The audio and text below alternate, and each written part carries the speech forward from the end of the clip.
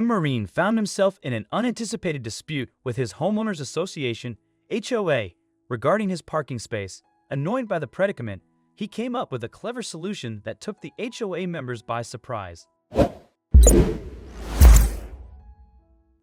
Daniel Faulkner, a 32-year-old Marine sergeant, returned to Cedar Ridge after 12 years of military service. As he pulled into the driveway, the neighborhood's unusual stillness made him uneasy. He dismissed the sensation, attributing it to his combat-honed instincts while he adjusted to civilian life. The house he had purchased 3 years earlier stood proudly before him, representing the stability he sought after years of a nomadic military lifestyle. He yearned for peace and quiet, completely unaware of the challenges waiting for him.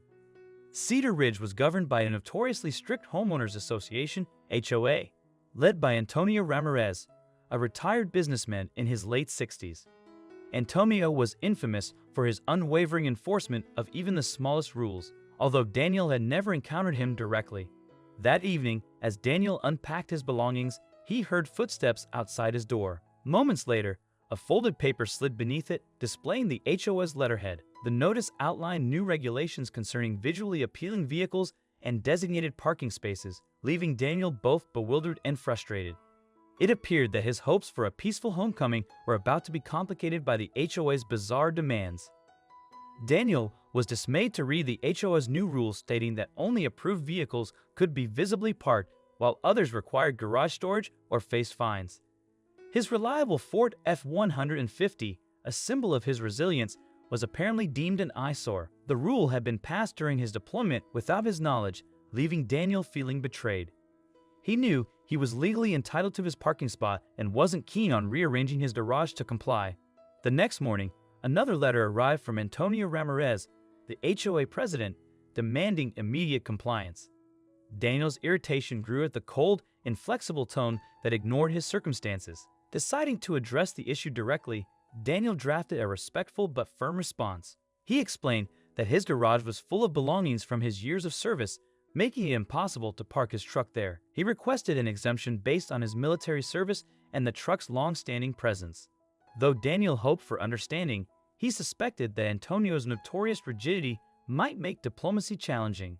Nevertheless, he felt compelled to try reasoning with the HOA before considering other options. Daniel submitted his request for an exemption to the HOA, hoping for understanding. A week later, he received a curt rejection from Antonio and the board, giving him 2 weeks to comply or face daily fines. Angered by the disrespect, Daniel's resolve strengthened. The situation escalated when his neighbor, Mrs. Reeves, revealed that Antonio harbored a grudge against military vehicles due to his son's rejection from the armed forces. This personal vendetta added complexity to the conflict. As the deadline approached, Daniel weighed his options: comply and avoid fines, or stand up to what he saw as unjust treatment. The neighborhood became divided over the issue. Some residents supported Daniel, admiring his military service and viewing the HOA's actions as excessive, while others, fearing repercussions, sided with the HOA. The conflict had grown beyond a simple parking dispute into a test of community values and power dynamics. Now aware of the personal nature of Antonio's actions, Daniel felt even more determined to stand his ground against what he perceived as bullying tactics. The neighborhood split into two factions, those supporting Daniel and those backing the HOA's strict rules. As tensions rose, the HOA escalated its efforts, sending frequent warning letters and imposing daily fines on Daniel. Tow trucks began appearing near his property as a threat. The conflict peaked when Antonio Ramirez personally confronted Daniel at his home, coldly asserting his authority. Frustrated by the relentless pressure, Daniel considered legal action but decided against it due to potential costs. Instead, his military strategic thinking kicked in. He meticulously studied the HOA bylaws, searching for a solution. Eventually, he discovered a forgotten loophole. Homeowners could propose rule changes with enough resident signatures, leading to a community vote. This discovery gave Daniel hope. He realized he could potentially use the HOA's own regulations to challenge their authority and resolve the conflict on his terms. The irony of using the bylaws that had caused him so much trouble was not lost on him as he began to formulate his plan. Daniel devised a proposal for a new HOA rule allowing parking exceptions for active duty and veteran residents. He began gathering support by talking to sympathetic neighbors, appealing to their sense of fairness and desire to curb HOA overreach. Many residents, especially veterans and their families, responded positively. Despite resistance from Antonio's supporters, Daniel gained momentum. A retired judge, Mr. Baldwin, publicly endorsed Daniel's proposal, swaying many undecided residents. With enough signatures, Daniel formally submitted his petition to the HOA. Caught off guard, the HOA was forced to accept the petition and schedule a community vote.